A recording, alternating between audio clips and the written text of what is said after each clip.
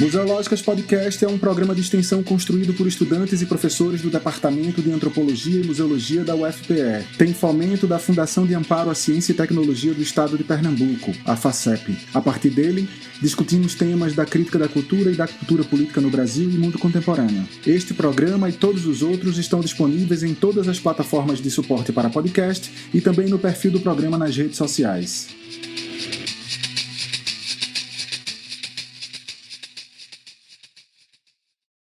Olá, gente! Esse é mais um programa da série especial sobre antropologia da saúde, uma iniciativa do Museológica Podcast da UFPE. Então, hoje estamos aqui com Mônica Franchi para conversar um pouco sobre a importância da antropologia da saúde nessa atual conjuntura política e pandêmica em que vivemos, né? Essa série especial, ela é uma preparação para a quarta reunião de antropologia da saúde, que ocorrerá nos dias 22, 23 e 24 de setembro, e é organizado pela UFPE e por alguns grupos de pesquisas, como o FAGES, o NEP, o AIE e o Museu das Parteiras, né? Esse programa conta com a participação minha, né, de Ana Cláudia Rodrigues, professora do Departamento de Antropologia e Museologia, e contamos também com o professor Hugo Menezes, também do Departamento de Antropologia e Museologia da UFPE, e com a mestranda Catarina Brito, né, nossa estudante aqui do Programa de Pós-Graduação em Antropologia da UFPE.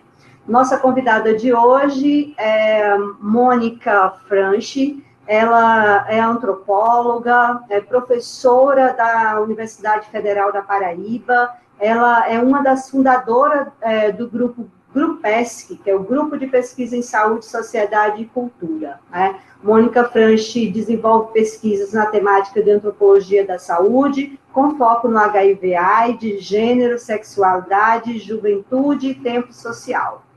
Mônica, você poderia falar um pouco para a gente sobre como foi organizar a primeira RAIS, né? E também a importância desse evento nessa atual conjuntura de saúde pública em que vivemos? Como começou essa RAIS, né, essa primeira RAIS, ela está relacionada à trajetória do nosso grupo de pesquisa na UFPB, né, na Universidade Federal da Paraíba. Nós, quando eu digo nós, eu vou falar muito na primeira pessoa do plural, porque, na verdade, a organização da primeira RAIS, ela foi um esforço coletivo, né, como também está sendo a de vocês, mas foi um esforço coletivo. Então, vou falar muito de mim, né, mas vou falar de Márcia Long, que esteve comigo no processo, do Pedro Nascimento, da Edinalva Neves, da Luziana Silva, que estiveram, e na época também da Rosa Virgínia, que era a nossa PNPD, né, bolsista PNPD. Então, foi esse grupo que organizou essa primeira rádio. Surgiu de uma maneira, até certo ponto, um pouco espontânea, no sentido de que a gente vinha fazendo, como grupo de pesquisa, a gente tinha uma dinâmica de encontros mensais, mais ou menos, em que discutíamos os trabalhos dos alunos que estavam sendo desenvolvidos, discutíamos com convidados que vinham, às vezes para fazer parte de uma pesquisa, sempre com o horizonte da antropologia da saúde e outras questões com as quais o grupo ESC também trabalha, que são as questões de gênero, as questões de geração, desigualdades sociais, etc., a partir, tentando sempre fazer convergir um pouco para a temática da antropologia da saúde. Então, o que aconteceu? Que o Grupo ESC é um grupo que começa em 2008, então, envolvendo esse número relativamente grande de professores, a gente já, em 2015, que foi quando surgiu a RAIS, a gente já tinha muitos mestres, pessoas que tinham terminado o TCC, já tinha muitos alunos que tinham passado pela gente, que estavam com os trabalhos desenvolvidos, que vinham trabalhando muito em diversas áreas, e sentimos a necessidade de fazer um encontro, para além desses encontros pequenos que a gente fazia, fazer um grande encontro, digamos, da família Grupo ESC, dizendo, vamos chamar todo mundo, e vamos pensar no grupo de trabalho que seria uma maneira também da gente visualizar o que nós estávamos pesquisando. Então, a gente começou dessa maneira interna, começamos pensando num encontro interno. Só que na hora que a gente foi fazer, quando começamos a pensar esse encontro interno, aí depois pensamos, então vamos chamar alguém para abrir o encontro, vamos chamar alguém para fechar o encontro, aí a coisa, quando a gente foi acalentando, esse desejo ele foi crescendo. E quando fomos fazer o pedido de financiamento, porque, claro, se tinha que ter convidado, precisava financiamento, etc. e tal, aí Edinalva disse, não, eu coloquei primeiro encontro do RUPESC, ela disse, não, coloquei primeiro encontro de antropologia da saúde. E aí eu coloquei primeiro encontro de antropologia da saúde do RUPESC, porque eu achei que era muito, assim, pensar um primeiro encontro de antropologia da saúde me seria, né, assim, já tem toda uma trajetória muito longa de estudos da antropologia da saúde, o corpo e da saúde no Brasil. Então foi dessa maneira um pouco, né, quando a gente colocou esse nome também, que a gente percebeu que, na verdade, podia ser um encontro que não fosse um encontro endógeno, que não fosse um encontro do nosso grupo de pesquisa, e sim uma maneira da gente começar, a gente não tinha ainda noção sobre isso, mas depois isso foi ganhando muito essa compreensão de começar um fórum, né, mais permanente, não que a gente não esteja em outros fóruns, né, a gente está na Braspa, a gente está na RBA, a gente está na POX, há muitos anos que estamos nesses lugares, né, os pesquisadores de corpo e de saúde, mas a ideia da gente ter também um encontro que fosse de antropólogos que trabalham com a saúde, embora não apenas antropólogos, porque desde o início ele teve esse caráter também de pessoas de outras áreas disciplinares fazerem parte dos nossos debates, estarem nas mesas redondas, organizando GTs, tudo mais, né? Mas foi dessa maneira, assim, um tanto inesperada para nós mesmas, porque, na verdade, começamos com essa ideia do encontro interno, mas depois a gente percebeu que existia, sim, essa demanda, né? E aí vocês perguntaram um pouco da questão de como a gente pensa, né? A RAS, também na conjuntura, eu penso um pouco que a RAS, ela vingou por alguns motivos, né? Assim, vingou no sentido de que depois, né, já teve segunda, até terceira, agora vamos, né, para a quarta, porque tem um artigo bastante recente da Sônia Maluf com a Érica Silva, que ela vai falar como esse campo da antropologia da saúde ele tem frutificado, né? Então, toda antropologia tem frutificado, na verdade, se a gente for pensar, né? Há uma expansão muito grande, né? Uma institucionalização muito grande da antropologia, é um conhecimento demandado, né? Embora não reconhecido em outras esferas, mas é demandado, um conhecimento que vai nos ajudar a compreender os inúmeros desafios da nossa sociedade, né? E a saúde está aí entre eles, e nós estamos atravessando uma pandemia que pôs mais em evidência como o nosso conhecimento é necessário, né? Mas, então, assim, houve esse crescimento, então, nesse sentido, em relação à própria disciplina, existia uma necessidade, eu penso, de ter esse fórum permanente, que vai dialogar, que vai servir como uma forma de articulação, que vai nos permitir pensar projetos juntos, etc. E eu penso também que, do ponto de vista da nossa conjuntura política, ele nasce num momento muito especial, né? Que nasce no início do desastre que a gente está vivendo, né? Nasce em 2015, né, quando está se cozinhando o golpe, né, no meio da cozinha do golpe, quando a gente começa a perceber como esses ataques à saúde pública, a tudo que é público, e a saúde é um ponto nevrálgico, e o conhecimento é outro, né, assim, a universidade, a produção universitária, eles estão sendo atacados, né, a gente vinha do primeiro grande corte, que foi o corte ainda no governo Dilma, né, que quando as universidades tiveram um corte muito grande, e a gente via muitos ataques, né, um processo muito grande de ataque ao SUS, que ele veio se consolidando e continua até hoje, né.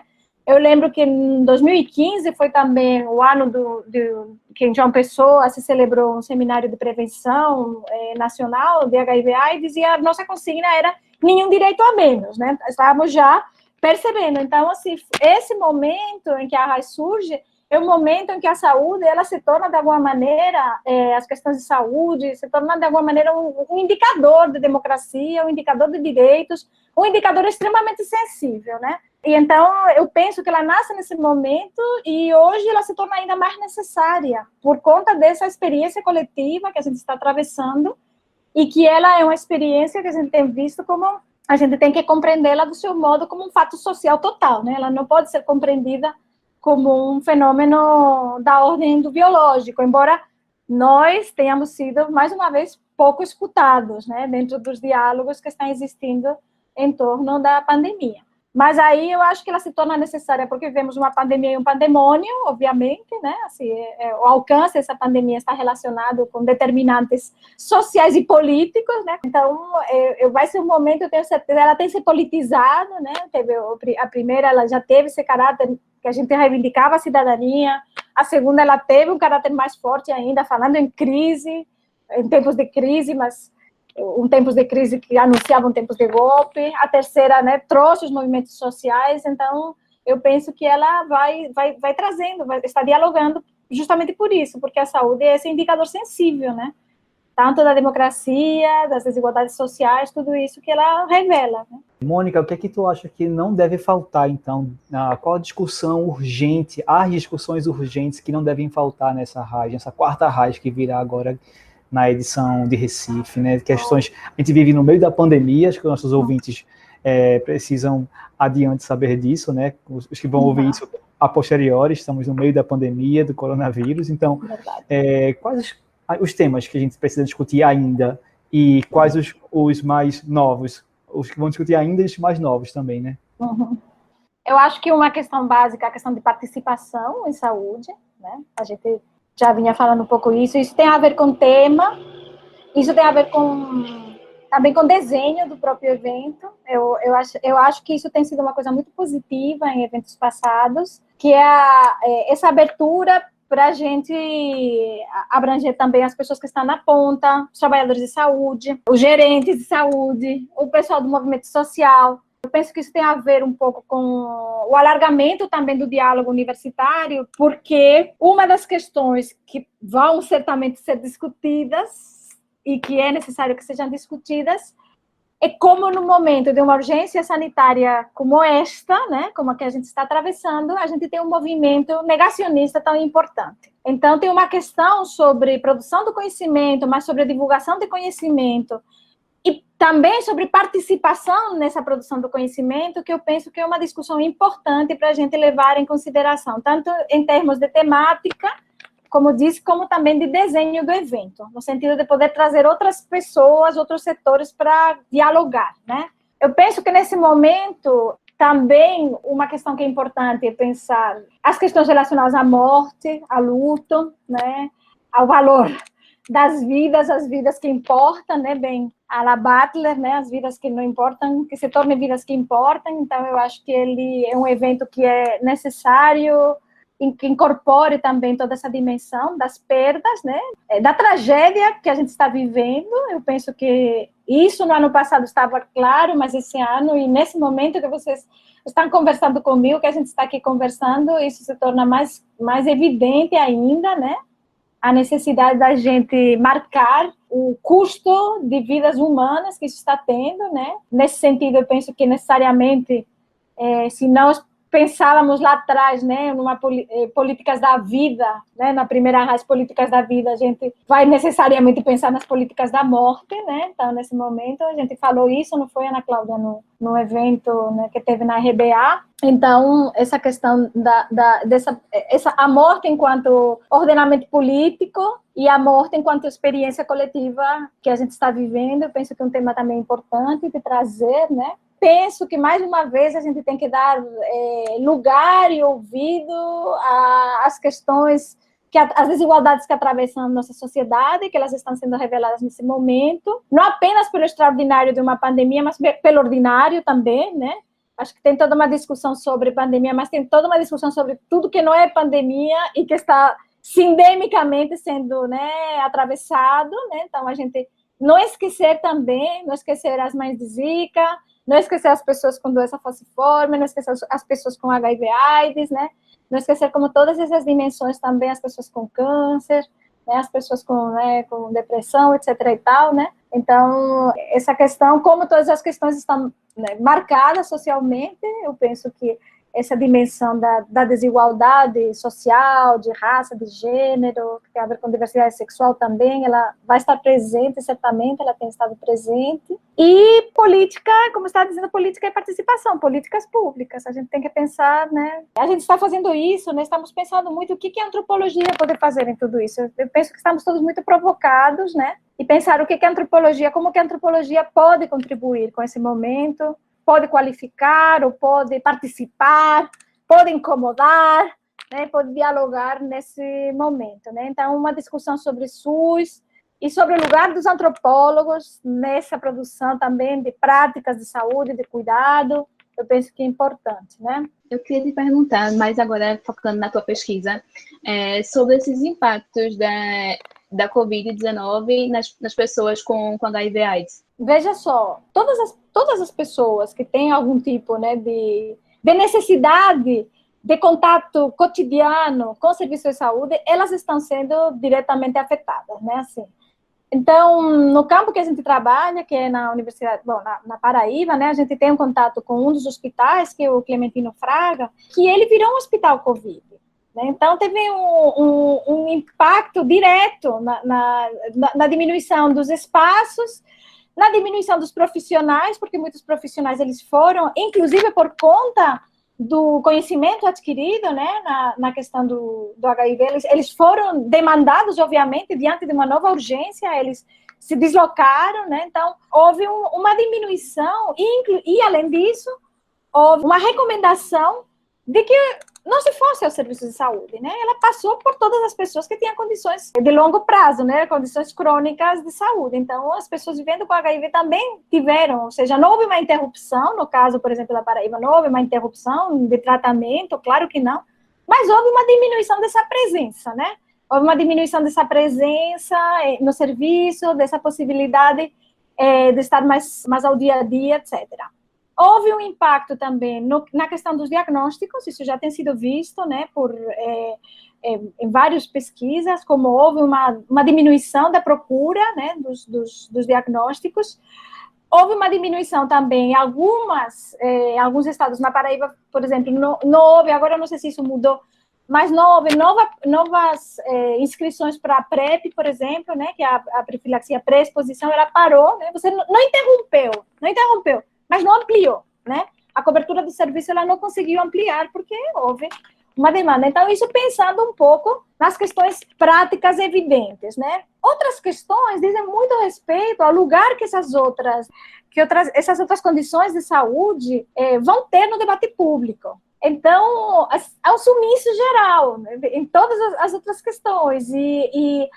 E uma coisa que tem sido muito interessante é que, desde o começo, né, da pandemia, né, da epidemia de Covid, o pessoal que vem, né, do movimento social, que vem estudando e tal, tem dito, olha, o HIV nos ensinou muitas coisas, né? Por que não aproveitar esses ensinamentos, né? Por que não discutir o que foi, por exemplo, todo o processo da discussão de vacinas em relação ao HIV, né? Toda a questão do medicamento, das patentes, né? Tem todas umas questões que vêm aí, né? Da luta acumulada nesse tempo, mas no início foi muito interessante e até hoje é como se fosse algo inédito, como se essa fosse a nossa primeira, né, pandemia, né? Como se não se pudesse aprender nada do passado. Então essa também é uma questão que tem sido bastante interessante, né? De trazer a própria questão que eu mencionei da morte, né? Como esse trabalho do luto ele tem sido uma coisa importante dentro do HIV, né? Mas agora parece que quase ninguém morria, porque diante da dimensão que tomou, né, a Covid, essas outras patologias, ou essas outras, no caso, essa síndrome, no caso da AIDS, né, no caso do HIV, parece que perdem né, elas se tornam menores, elas não são tão vistas, né? Mas houve, sobre tudo isso, assim, um silenciamento das questões, né? O impacto que todos nós temos sofrido, de alguma maneira, em relação à procura do serviço de saúde, agravado pelo fato de que muitos desses serviços têm se voltado para a Covid, né? Pela própria questão da necessidade, né?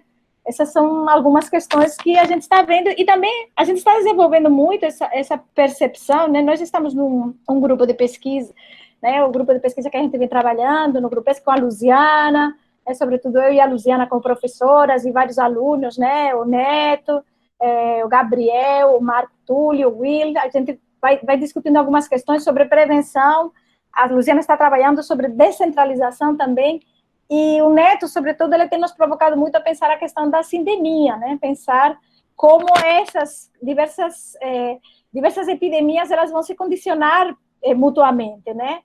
Então, houve uma corrida muito rápida, dizer, olha, o fato da pessoa ter HIV não vai torná-la necessariamente mais vulnerável, né, à Covid. Entretanto, o fato da pessoa ter HIV muitas vezes já é resultado de outras vulnerabilidades. Então, essas outras vulnerabilidades sim que tornam a pessoa mais vulnerável para a Covid, né? Então, pensar também tem nos provocado a pensar dessa maneira, né? Isso era uma coisa que já existia no HIV, obviamente, por se tratar de uma infecção, né, que provoca doenças, as chamadas doenças oportunistas. Pensar HIV significava também pensar, por exemplo, em tuberculose. Tem toda uma discussão de tuberculose com HIV, etc. E agora ela nos provoca mais ainda a pensar como essas diversas situações ou condições, elas se influenciam mutuamente, né, e podem trazer efeitos muito complicados, né, na vida das pessoas. Mas há uma questão geral que eu acho que atravessa todo mundo, que é essa suspensão, né? Esse tempo em suspensão. E para quem tem, né, tanto para os novos diagnósticos, como para quem tem necessidade de um tratamento continuado, essa suspensão em termos de uma pandemia, que não é só pela pandemia, mas é muito mais pela organização do sistema de saúde e pelas prioridades que se fazem nesse momento, elas são muito complicadas. Eu venho, assim, de uma experiência agora de 2 meses que eu tive que ficar em Barcelona, porque eu não pude voltar depois do que eu fui lá, eu não conseguia voltar por conta justamente da pandemia, e é impressionante como o acesso à saúde, a atenção básica lá, piorou radicalmente com a Covid. Não se tem acesso, a pessoa não pode ir mais num posto de saúde. Você tem que fazer, assim, você tem que ligar ao posto de saúde, já vinha todo um processo, né? Mas agora você tem que ligar para o posto de saúde, tem que agendar, mas só que se ligar já é uma crivagem, né? Já é uma triagem. Então, no ligar, ele já tenta resolver o teu problema. Ele já tenta resolver o teu problema, ou te convencer que você não tem um problema para ir para o serviço de saúde. Então, tem aqueles ambulatórios, assim, fisicamente, né, do ponto de vista, né, da estrutura, muito interessantes, e que os usuários, eles não estão conseguindo aceder, porque é uma situação extraordinária que dura um ano. Então, assim, há uns efeitos aí, né, que são complicados, porque, por outro lado, isso já vinha acontecendo, agora parece que tem um empurrão.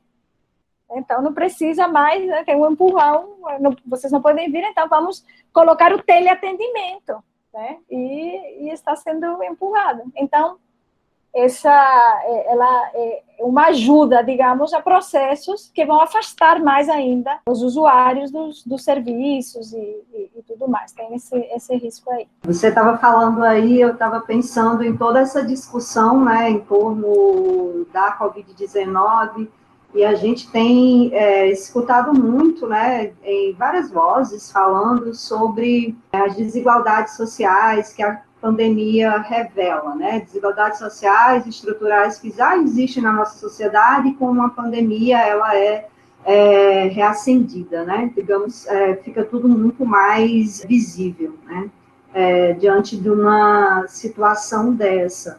Mas eu fiquei pensando aqui, né, a gente pensar como a antropologia da saúde pode ajudar, né, a esse campo maior, né, que seria esse campo da saúde mesmo, a gente não vai resolver o problema da Covid-19, mas, enfim, acho que a gente pode dar muitas dicas, né, como você mesmo falou, pela experiência que a gente vem acumulando, né, de pesquisar temas, né, epidemias que permanecem ainda, né, quando a gente fala de encontro de epidemias é porque elas permanecem aí. A gente ainda tem que enfrentar vários problemas em torno da própria Zika, né, da dengue, chikungunya, então são coisas que vêm aí se acumulando. Mas eu acho que a gente teve com a Covid-19 algo que talvez não tenha impactado muito nas outras epidemias, que é o colapso do sistema de saúde, né? E era um pouco o que você estava falando aí da Espanha, né? Mas isso é algo muito grave, porque a gente tem todo um sistema entrando em colapso, num momento político complicado, porque com a falta de investimento, né, a gente teve a PEC da morte, que retirou incentivos mesmo da saúde pública, e esses profissionais extremamente trabalhando aí no limite, né, no limite mesmo, né?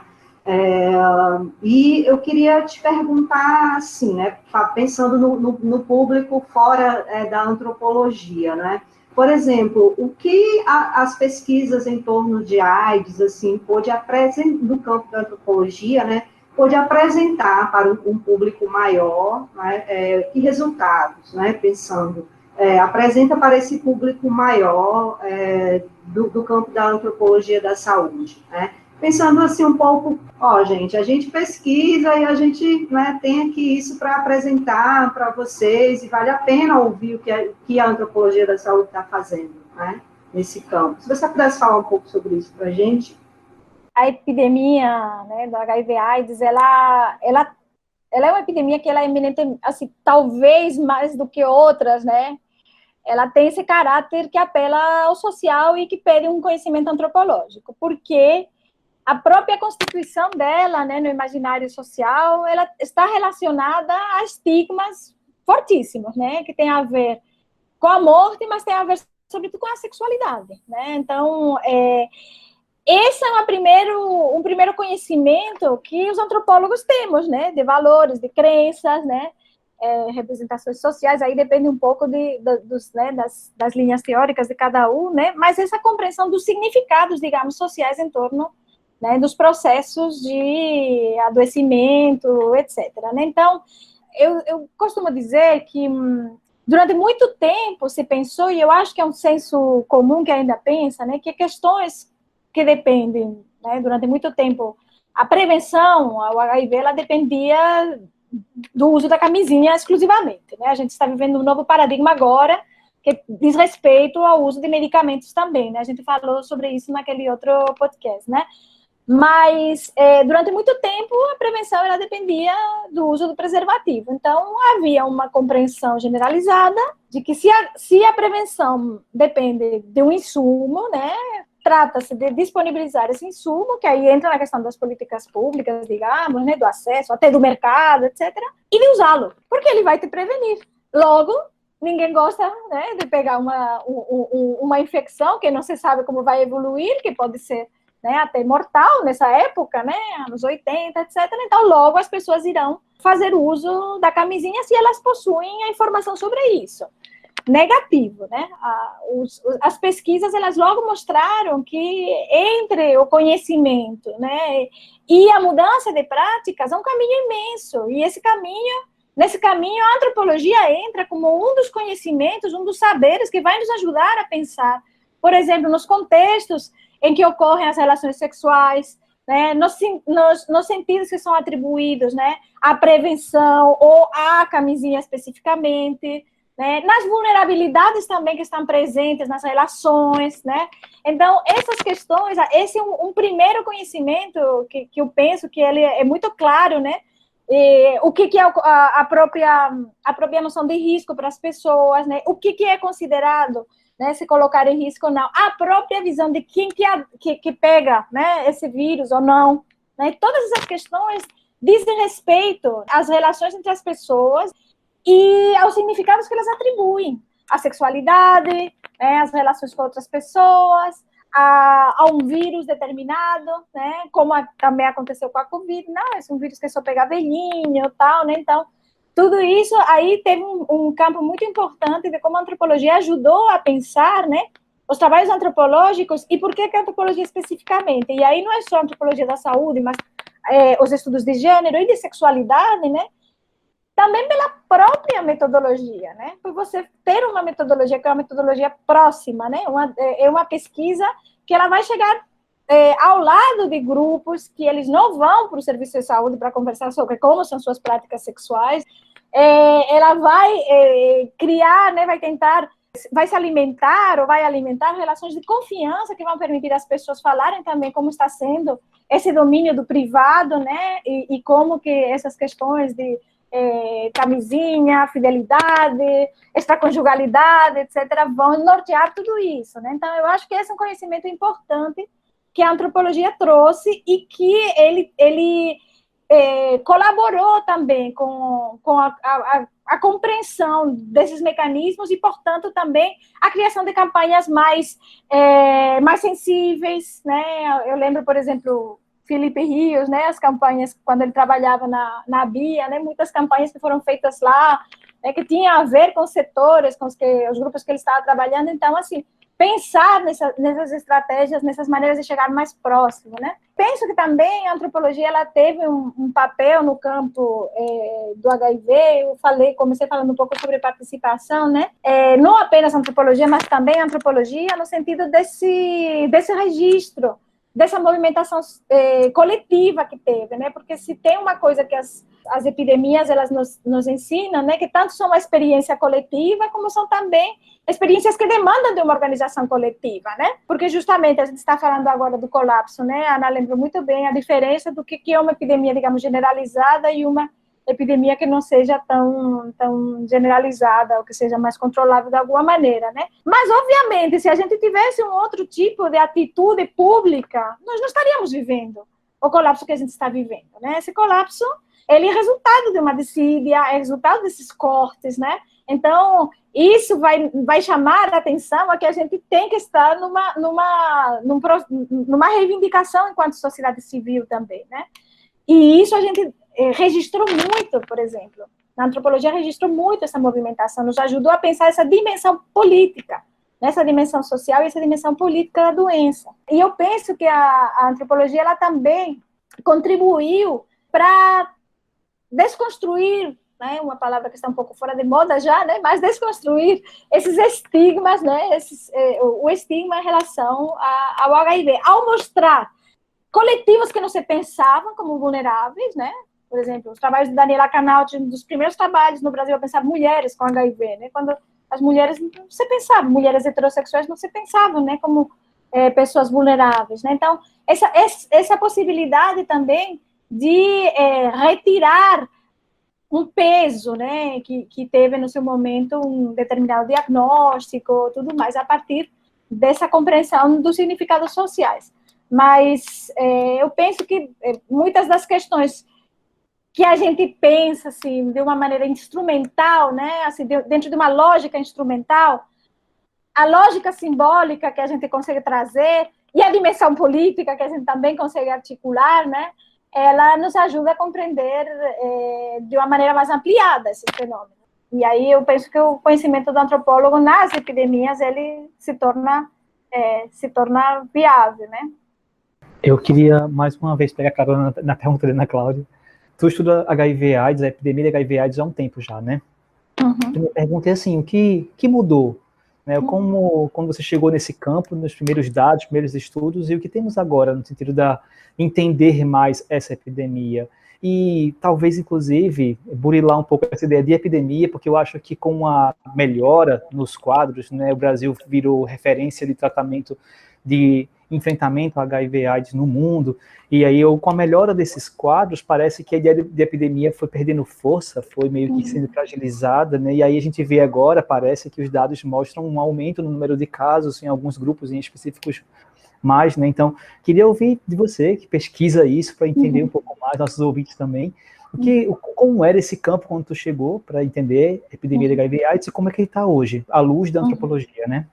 Eu acho que esse é um campo que não apenas me atravessa como pesquisadora, mas, obviamente, me atravessa como pessoa que se socializou sexualmente nos anos 80, né? Assim, isso fez parte da minha socialização sexual, né? Assim, essa ameaça que surgia de algo desconhecido, né?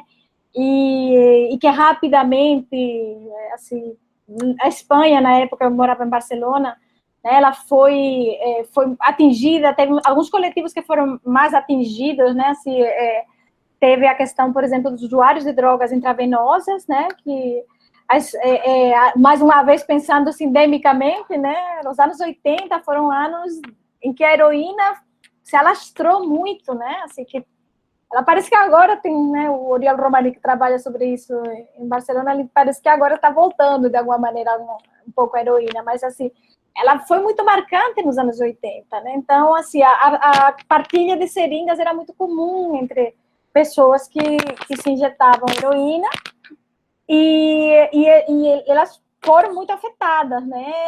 Também, obviamente, as pessoas, os homens homossexuais também, né? E muitos coletivos e pessoas, né, que foram.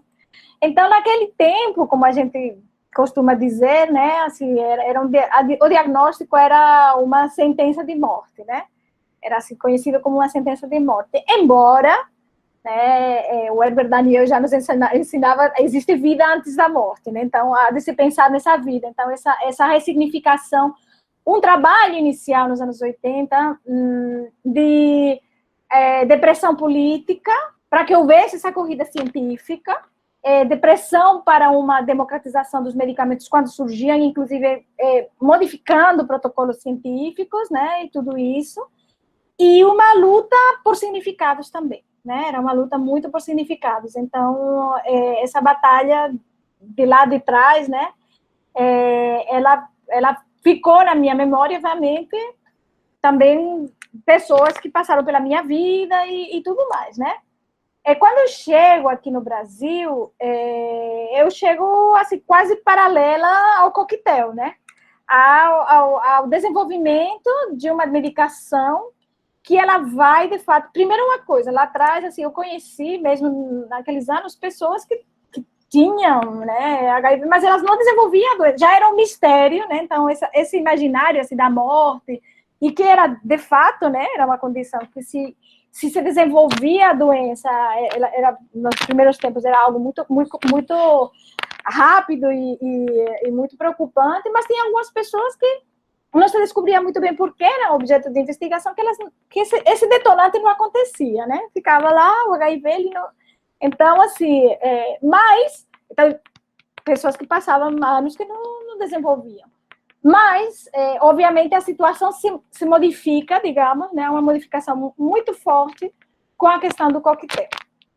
Então, quando eu chego aqui no Brasil, eu não vou trabalhar logo, né, com HIV, eu fazia parte, trabalhar com juventude, fazia parte também do movimento social, né, ONGs, essa minha inserção se deu pelo mundo das ONGs, né, e no momento também brasileiro, né, eu cheguei aqui em 94, em que essa questão da sociedade civil era muito...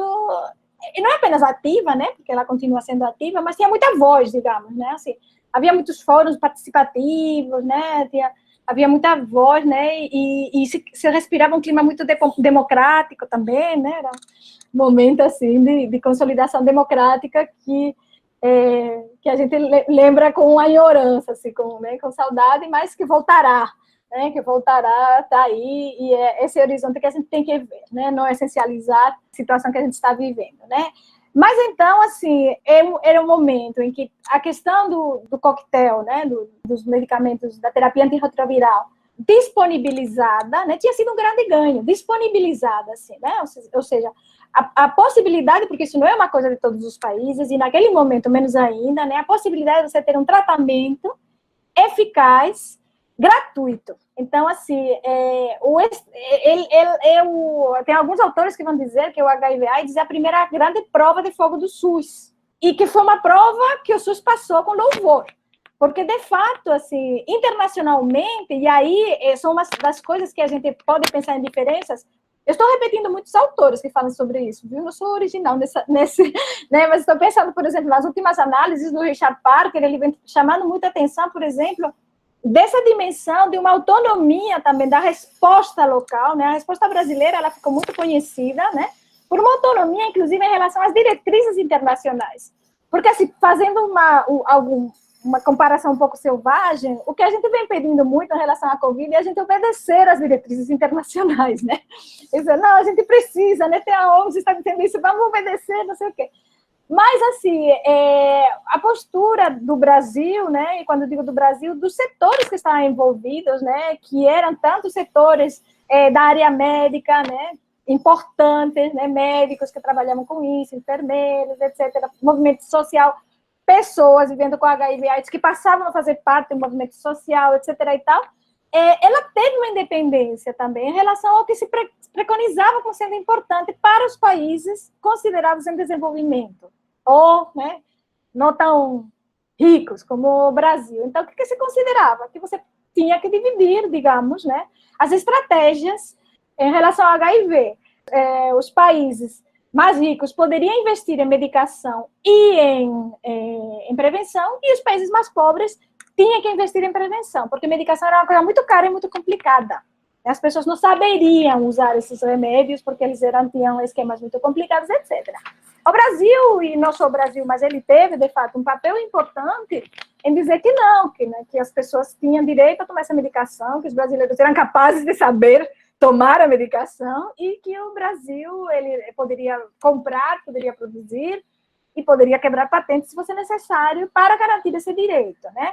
Então, em relação às diretrizes internacionais, o debate público, né, era mais forte, obviamente, havia um questionamento a certas diretrizes e havia uma discussão do HIV/AIDS como uma discussão de cidadania, né?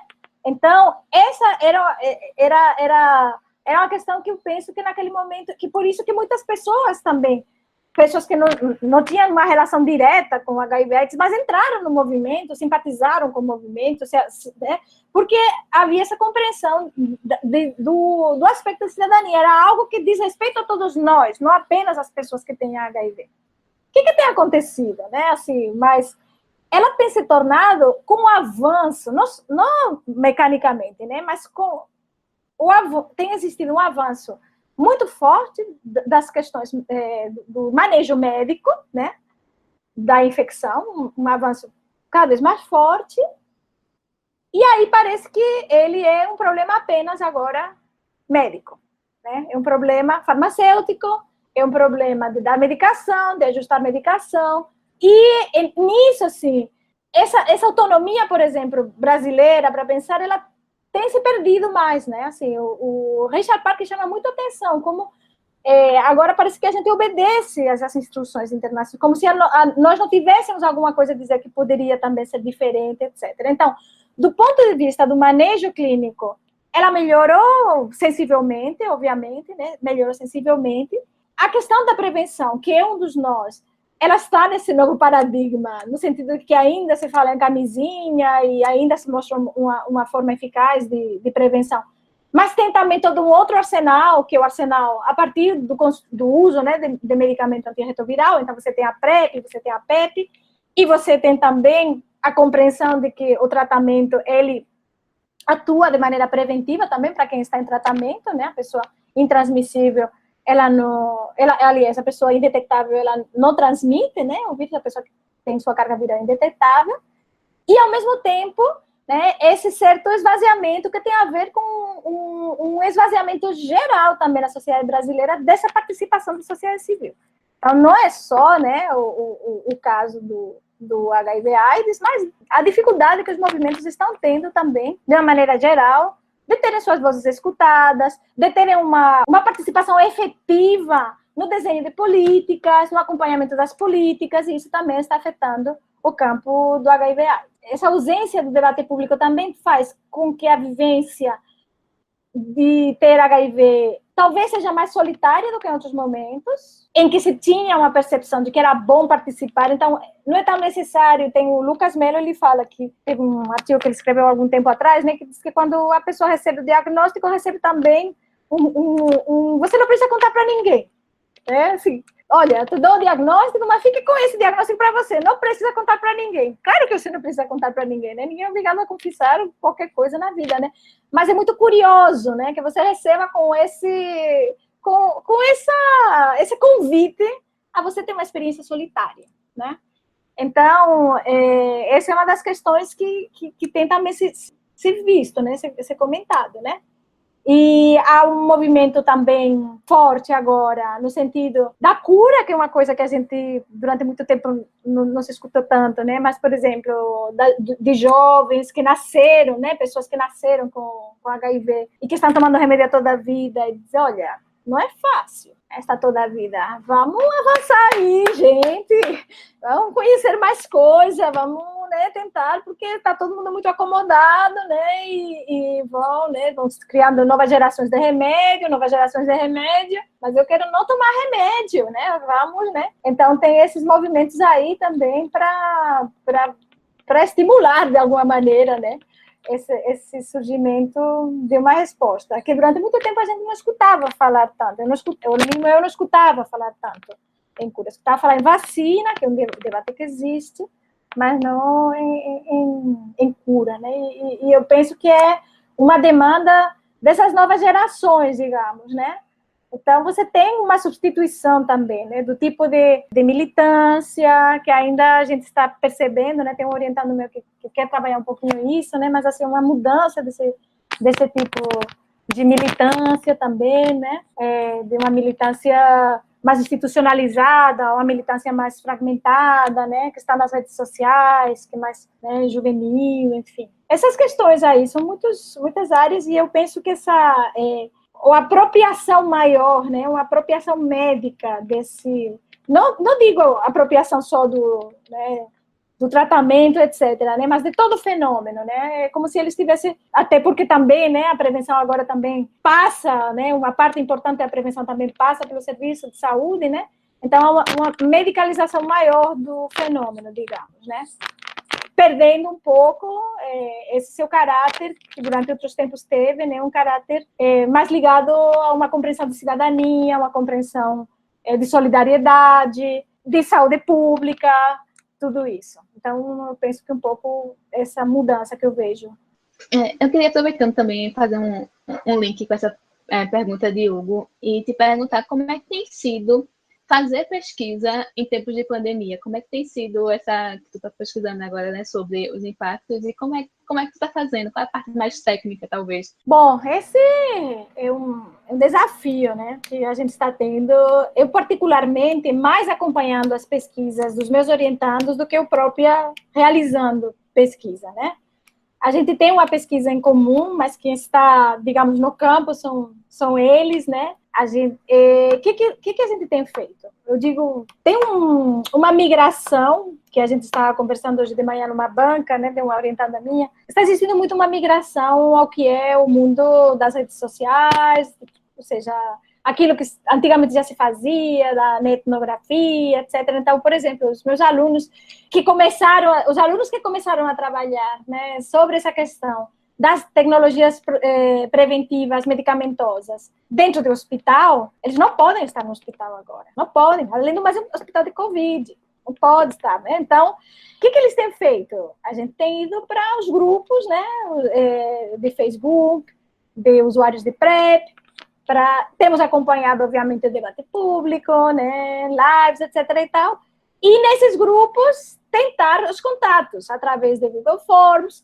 ou de, né, dizer, olha, a gente está fazendo uma pesquisa, ou às vezes, né, participando mesmo, né, dos debates, e aí você cria alguma conexão com alguém que você vai para o privado para, né, tentar fazer algum... Não é a primeira vez, eu já tive outros orientandos, por exemplo, que fizeram pesquisas que não foram presenciais, né, por uma série de questões, né, mas agora, se você não tem a outra opção, nós não temos a outra opção. E, por outro lado, com alguns sujeitos, né, assim, nós trabalhamos muito com interlocutores-chave, né, assim, com alguns, por exemplo, lideranças, por exemplo, gestores, por exemplo, também no campo, né, médicos. Essas pessoas a gente chama pelas plataformas. Então, a gente marca, né, então, termina sendo uma outra maneira, né, a gente marca o horário com eles e vamos para o Google Meet. Gravamos, né, aí... termina um pouco como a gente está fazendo nesse momento. É uma possibilidade de continuar, obviamente não a partilha do cotidiano, né? Mas é uma possibilidade de continuar fazendo pesquisa. E a gente está fazendo uso dessas plataformas. Na pesquisa que a gente está trabalhando sobre Covid, né? Eu faço parte de uma pesquisa que é Estado, vulnerabilidades, enfim, uma pesquisa que é coordenada pela professora Sônia Maluf, tem a Soraya também como uma das coordenadoras adjuntas, eu sou a outra, tem também professores de várias instituições, né, da UFAM, não sei se Soraya fala um pouco dessa pesquisa, né, então, o que a gente tem? Tem algumas metodologias híbridas, né, assim, tem uma orientada minha, que é a Maísa, que está trabalhando com mulheres que fazem máscaras artesanais, né? Então, essas mulheres, algumas, elas querem se encontrar com ela. Não, vem aqui em casa. Mas vem aqui em casa, eu quero que você venha em casa. Não quero falar com você por não sei o quê, eu quero que você venha em casa. Então, você coloca seus EPIs, né? as máscaras feitas por elas, né? Agora dupla máscara tem que ser, né? E vai, né? Então, assim, a pesquisa, nesse sentido, essa pesquisa híbrida, vai incluir um aspecto de gestão de risco, né? Então, de como você vai tentar não se expor e não expor ao outro. Então, se você, por exemplo, tem um orientando da Márcia Long que quer fazer pesquisa, ele está fazendo, né, começando a pesquisa numa residência de idosos. Ele não vai poder entrar nessa residência, não por ele, pelos idosos, até que os idosos estejam todos vacinados, né? Então, há um cálculo em relação a isso que a gente tem que levar em consideração. Então, o que a gente tem visto? Quando você tinha, né, assim, já tinha um campo prévio, né? Você já tinha pessoas, né, com as que você já dialogava, nem sempre a continuidade tem sido possível, porque a passagem para o virtual não rola para todo mundo, né? Mas, assim, às vezes você consegue manter, né? Consegue manter uma relação com as pessoas, né? Via WhatsApp, né? Porque, né, a gente tem WhatsApp, né, das pessoas com as que a gente conversa nas nossas pesquisas. Mas para iniciar as novas pesquisas, né, quando é o desafio de você ter que começar e abrir um campo, aí a gente está indo por outros caminhos. Mas são esses caminhos dos Google Form, ou seja, o Google Form para você ter acesso, para então você poder marcar, poder entrevistar, ou então a bola de neve, a velha bola de neve, né? Você pergunta, você me apresentaria alguém? Essa pessoa se disporia a falar comigo? E alguns processos que vão, como acontece também nas pesquisas presenciais, né? O Vinícius, que é um aluno que está fazendo pesquisa com professoras, né? E como está vivendo com a pandemia, aí ele começou, disse, não, eu vou fazer com professora no ensino privado e tal. Um monte de professora do ensino público, eu quero que você me entreviste. Ficaram sabendo, conhecem, aí querem ser entrevistadas. Então, esses mesmo que seja pela plataforma. Então, a gente assim, vive um pouco nossa realidade também está toda intermediada. É algo que a gente tem que pensar, quando a gente, obviamente, vai pensar metodologicamente o que a gente está fazendo, né? Essa intermediação da tecnologia nas nossas relações de pesquisa e os limites que isso tem, mas também o que possibilita. Às vezes possibilita você fazer um trabalho, por exemplo, nacional, que você não poderia fazer se você estivesse no presencial, né? Então, levar em consideração um pouco essas questões. A gente tem trabalhado dessa maneira. Com quem já se conhece, você chama, vê se responde, se não, e entrar nesses grupos também, né? Nesses grupos. É diferente, mas entrar nesses grupos. Eu queria trazer também o exemplo de um outro orientando meu, que é o Everson, que ele fez pesquisa nos cuidados paliativos, né, com os profissionais de saúde. Aí ele está fazendo a pesquisa, né, doentes de câncer, né, e veio a Covid e ele teve que voltar para casa. Ele estava muito envolvido, a pesquisa, né, uma etnografia muito envolvida, teve que voltar para casa. Depois teve Covid, quando finalmente voltou, tinha mudado todo o pessoal, né, e ele foi inquirido por que ele não voltou antes. Disse, por que você não voltou mais cedo? Disse, não, mas é uma pandemia, né, assim, era lá, etc e tal, eu estive doente, tudo isso. Aí disseram para ele, o pessoal das humanas é muito mais fraco, vocês não têm uma missão, disseram para ele. Né? Então, eu acho que a gente pensa bastante, né, nessas questões, né, dos riscos envolvidos, né, os efeitos dessas, né, das nossas presenças em campo, não que seja impossível você estar em campo, mas tem que pensar, né, como que isso pode ser feito com máxima segurança para você e para as pessoas que estão, né, com que vocês estão, né. Eu lembro que no começo também se falava, por exemplo, as pessoas, no começo da pandemia, se falava muito das pessoas que trabalham com grupos indígenas, né, e que querem fazer trabalho de longo prazo. Então, você tem que chegar e tem que ficar numa quarentena, porque você pode estar levando, né, o vírus para as pessoas. Não é só a segurança do pesquisador, mas das pessoas com as que você vai conviver, né? Então, é um desafio. Eu acho que a antropologia, como ela não tinha medo, já não tinha medo, né? Muito antes já não tinha medo de WhatsApp, não tinha medo de Face, não tinha medo de nada disso, né? A gente já está trabalhando com essas tecnologias já há muito tempo, né? Tinha uma vantagem nesse sentido, ela conseguiu fazer essa migração, mas a gente tem que saber que não é todo mundo que acessa, que é uma limitação, né, das pessoas que a gente pode efetivamente ter contato a partir dessas mediações, né? E que são outras maneiras, às vezes, de pesquisar. Então, Mônica, muito legal a tua participação aqui nesse podcast. Quantas questões instigantes, interessantes para a gente debater, né? Que a gente espera encontrá-las, né? Na quarta raiz, né? Então, para finalizar, eu queria que você desse aí sua última palavra, fizesse um convite aí para as pessoas para prestigiar a RAIS, né? E, no mais, só tenho a te agradecer, né? Pela participação, que foi muito, muito, muito boa. Ana Cláudia, eu que agradeço o convite, né? É um prazer estar aqui com vocês, trocando.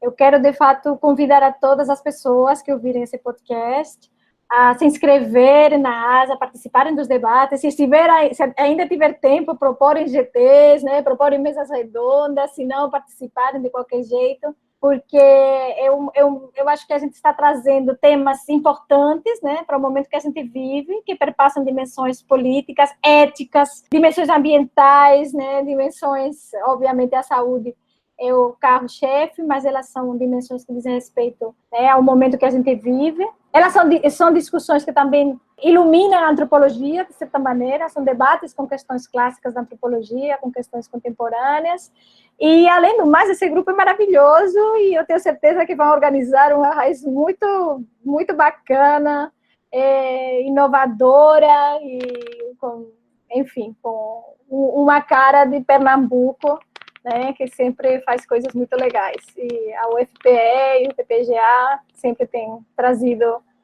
muitas discussões relevantes e tem sido fundamental na antropologia que se faz no Nordeste e no Brasil.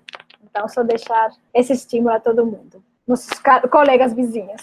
Isso, gente, muito obrigada, e é isso, né? Nos sigam nas nossas redes sociais, no Instagram e no Facebook. A gente está sempre colocando aí notícias novas, as novidades da nossa quarta reunião de Antropologia da Saúde, né?